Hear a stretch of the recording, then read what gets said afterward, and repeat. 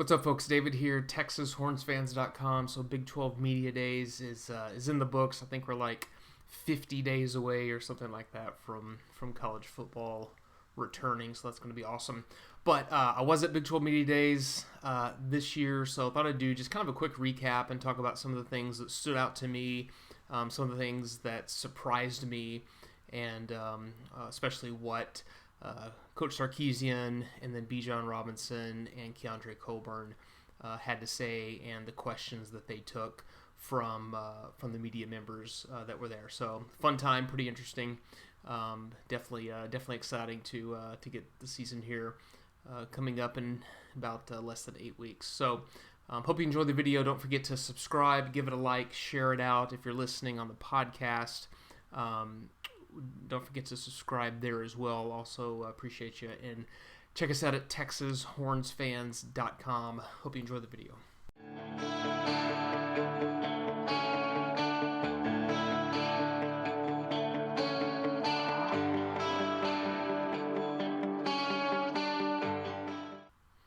So first of all, this year, typically coaches bring really their team captains, or if they haven't been officially announced by Big 12 Media Days, most of the players that the coaches bring end up being among the team captains at least, and that's typically 5 players. This year, I think mostly probably because we're coming out of COVID, each coach brought just one offensive representative and then one defensive. Typically, it's almost always upperclassmen, so I was pretty surprised that Bijan Robinson was the offensive representative. Obviously, yeah, he's going to be the focal point of the offense, but just because he's a true sophomore. On the flip side, though, you listen to this kid talk and field questions from the media, and he's like, I don't know, 20, 21 years old, going on 35. He's just insanely mature, smart, natural leader. He's definitely the type of athlete that you want representing the program. So that was pretty cool. No Spencer Rattler from Oklahoma. I certainly thought that he would be there. Technically, I guess, redshirt sophomore, but he's been with the program for 3 years. So I don't recall Lincoln Riley specifically saying why he wasn't there, other than, typically it's your seniors and maybe a top junior. Brock Purdy with Iowa State also wasn't there, but he was attending, I think, the Manning passing camp today and tomorrow, Friday, Saturday. So that's why he wasn't there. So 2 big kind of no-shows there. But Spencer Sanders was there. Breece Hall was there as the Iowa State representative. Skylar Thompson was there for Kansas State, and then Max Duggan for TCU. So most of the top, the top offensive stars that you would expect. There was a lot of talk, obviously, about the new name, image, likeness changes, the rules, the state laws, stuff like that. Overall, I think it was positive, certainly from the players, but from the coaches as well. But there was a lot of confusion among most of the coaches and players. It seemed like Lincoln Riley specifically said something about the lines are as blurry as hell, just in terms of like what they confidently know that they can and can't do. And even with the coaches, this being kind of a recruiting tool, but what you can and can't say, what you can and can't leverage when it pertains to, name, image, likeness, because that is completely up to the players. And, it's not like the coaches can guarantee anything. I mean, that's outside of them. But still, overall, it was a positive thing. Bijan did say one time about how focusing on it too much can hurt a team. But I guess that kind of goes with anything, right? Anything you focus on too much outside of school, outside of the program, can hurt a team. So, you know, hearing these guys talk about their perception of it, it seems like it's something that they feel like is great to just give them some extra money. Obviously, some of the top college stars are going to be able to make a lot of money with these deals, and it seems like it's going to be kind of a wild, wild west, for a while until there are some more solidified national rules. Right now, it's just kind of state by state. So, if one state is a little bit more lax than another state, that might benefit them more. Obviously, this stuff is going to benefit the big programs that can partner with big brands, that can do a program like Texas has the Leverage program that helps these athletes with their brand and financial literacy and understanding that. I know Bijan Robinson said, "I've never filed taxes before," so that's going to be that's just another thing that they're going to have to deal with, right? So I think for now it seems kind of messy, confusing, but everybody's overall kind of optimistic about it from a higher level. In Steve Sarkisian's opening press conference, where he just kind of gives a statement about the season and then takes a few questions from all of the media that were there, he did throw down the phrase "winning is hard," which was just instantly kind of funny to hear, because obviously we heard it for years from Tom Herman, almost to the point to where it just started to sound like an excuse. Sure, winning is hard. It's hard for everybody. He kind of put it in a context of winning is hard. Winning takes grit. He said winning takes teamwork, something like that. But just kind of him throwing out that phrase, winning is hard. It's just like, oh my God. But yeah, that was kind of a funny moment. I could hear some media members behind me kind of groan under their breath a little bit, which was pretty funny. He did talk about the quarterback situation with Casey Thompson and Hudson Card. Obviously, not going to name a guy until late into training camp. I don't think anything's going to be announced probably until maybe 2 weeks before the first game. Even if they know themselves, they're just not saying it. Obviously at Big 12 Media Days, every team is confident. Every team's taken the next step. Every team's got great competition at every position, right? It's all positive. But a couple of things that stood out about his comments about Casey and Hudson. Casey seems to be a little more energetic when it comes to his style of leadership. Hudson seems to be a little quieter and just kind of going out there and working hard and doing whatever it takes, on the field and in practice. So, I expect Casey to get the job, given that he's been there for 3 years. He was able to kind of learn under Sam and develop as a leader. He did have a great game in the Alamo Bowl when he took over there at the end of the game. I thought the spring game, it was kind of a push between Casey and Hudson. Both did some great things. Both had their struggles. But Sark did say that, he said something like, he knows that one of those guys is not going to give him a reason to not give him the job, right? So in other words, he knows it's going to be whoever's going to actually win out, instead of, oh, you've made too many mistakes, that proves that you can't do it. That's not going to happen. So it's going to be whoever just makes it clear that they're ready. I would also be interested in one of the questions I wanted to ask but I didn't get to, and nobody else asked, but just how the other players feel, right? If I was an offensive player, I wouldn't like to know who's not going to be my quarterback. Somebody did ask Coach Sark on, is he worried or concerned the guy who's not going to get the job if they transfer? And he basically said something like, hey, it's a possibility, but it's nothing he's concerned about. He said he knows that they're both great leaders. They both have awesome skill sets, but he didn't completely shut down the possibility, but just saying that it's nothing that he can worry about or anybody else can worry about. And with that scenario, I could see Casey transferring if Hudson Card ends up getting the job, or if Hudson Card somehow beats out Casey Thompson after 4 games and then he ends up getting the starting job.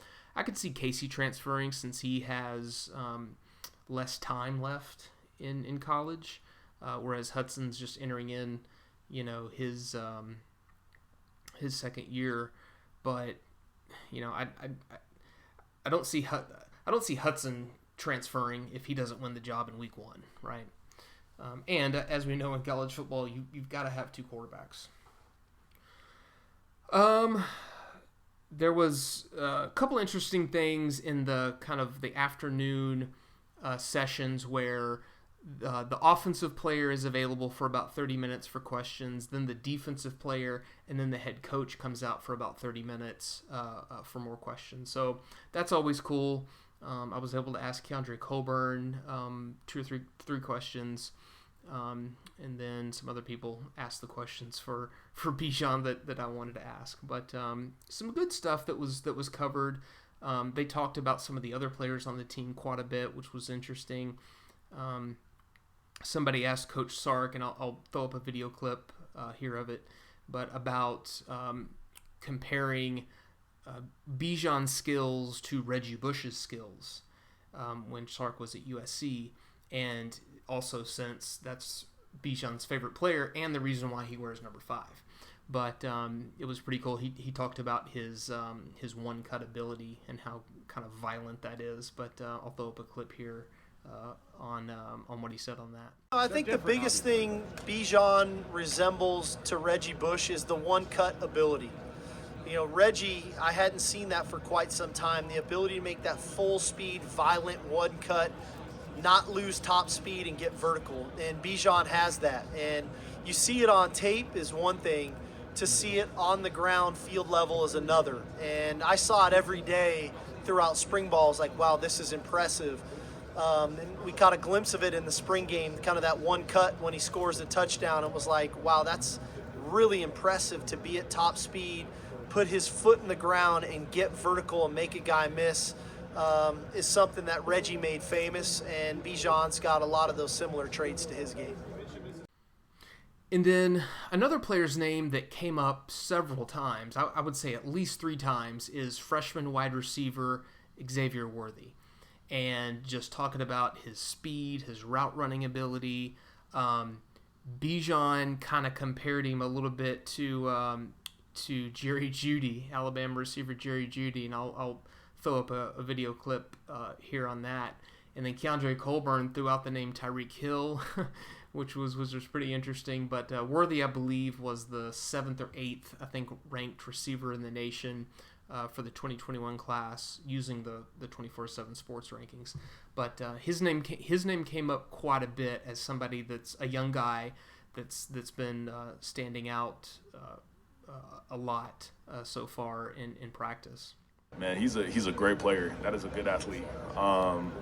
I see, when I watch, I know he's probably being compared to like Jerry Jeudy, but I see a little bit of uniqueness in him when it comes to running routes, when it comes to exploding after a catch, when it comes to creating space. When he does catch the ball, he's been very explosive for our offense, and we'll do.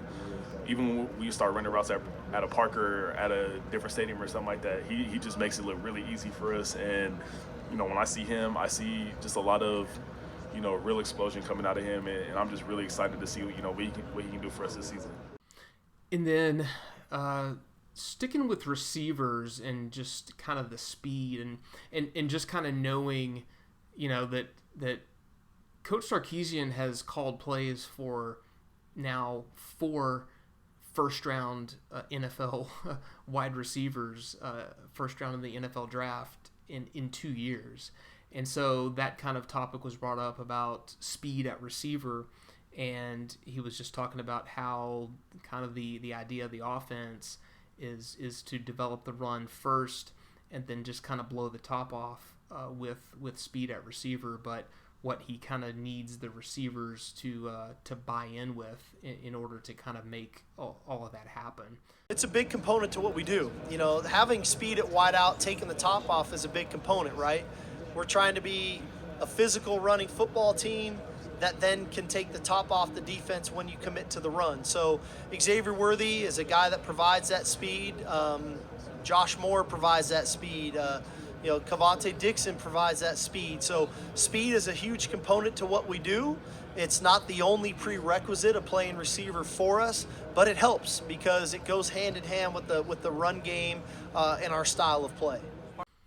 And then he also said something kind of interesting about he was still kind of talking about the receiver room, but also was kind of transitioned it to the entire team, particularly the offense, about really things starting to click when they're focusing on consistency and really understanding why they're doing the things they're doing, why they have a certain assignment, why they're running the plays, a certain way, and not just getting them out there to do it, just because the coaches said to do it, but really getting them to understand kind of the ins and outs of the whole kind of philosophy and strategy. The best teams play a consistent brand of football regardless of the opponent, regardless of the arena, regardless of the month of the season, regardless of how big the game is supposed to be. We play with a real level of consistency, and that's what we've got to get our wideouts to understand. When they really will nail this thing is when they can really answer the why we are doing what we are doing, why we are running the plays we are running, how and why we are calling this play to attack a specific defense. That's when things will really click for them, and I think we're getting closer to that. And then Keondre Coburn came up after Bijan. He's a really cool guy. He's really funny and personable. Especially kind of for a big defensive tackle, when they just have that kind of jovial, fun personality. That's always cool to see. He brought up kind of a time in practice that he remembered when he said he hit Bijan really hard, and he said he was just sure that he just leveled him, that he just knocked him down. But he said that after he hit him, Coburn said that he was on the ground and he looked up and Bijan was running for another 20 yards. So he said his balance is just like insane. He doesn't understand how he can balance the way he does. But that was kind of a funny story. A few guys that Coburn pointed out on the defense. He said that Ray Thornton has just stepped in to be a terrific leader. I asked Keondre Coburn if there are any similarities between Joseph Osai and Ray Thornton, just kind of considering that they're playing the same position.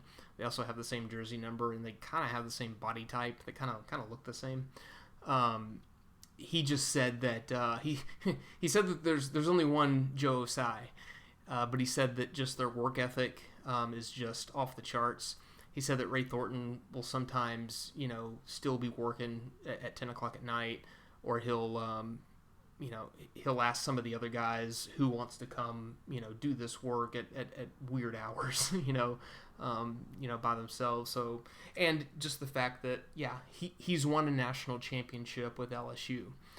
So he brings that. Ben Davis at linebacker from Alabama, even though, he didn't have a ton of playing time, a ton of stats in terms of impact. These guys at least bring this upperclassman, mature leader understanding of what a team needs to do and how a team needs to be and think and act to be championship caliber material. So that was kind of cool to hear. Coburn also raved about Byron Murphy, and he kind of compared him to Aaron Darnold. He said that he might not have Aaron Darnold's speed, but just that athleticism and strength. He's expecting huge things from Byron Murphy. So maybe we see him in the rotation some.